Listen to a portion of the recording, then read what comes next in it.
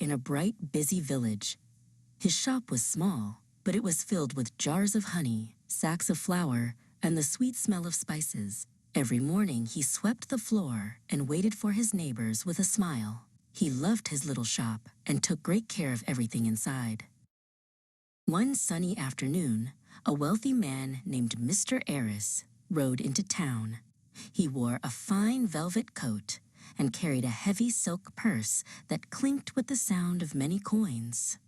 He came into Ali's shop to buy the finest tea and several jars of golden honey for his family.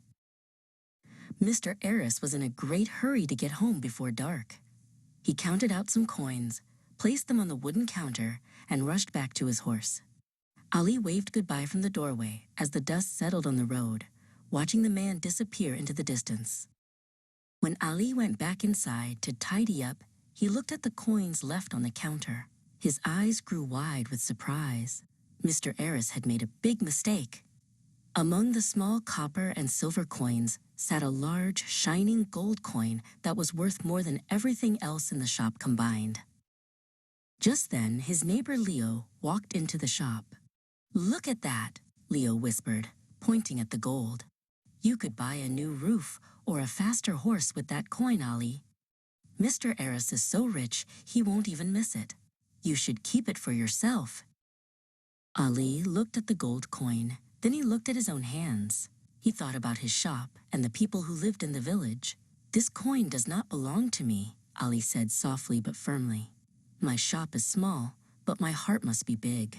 I cannot keep what is not mine."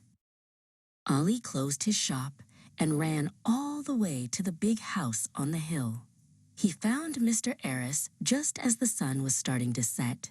"Wait, Mr. Eris," Ali called out, holding the gold coin high in the air so it caught the last rays of the sun. Mr. Eris looked at the coin and then at Ali's dusty shoes. He was very impressed. "Most people would have kept this for themselves," Mr. Eris said with a kind smile. "Your honesty is a rare and beautiful thing, Ali. Thank you for being a man I can always trust." Soon, everyone in the village heard what Ali had done. Eldon, the oldest and wisest man in town, came to visit the shop the next morning. "Ali," he said, "you have brought honor to our village. We know that when we buy from you, we are buying from a true friend." From that day on, Ali's shop was always full of happy customers. People traveled from far away just to buy his honey and spices because they knew Ali would always be fair.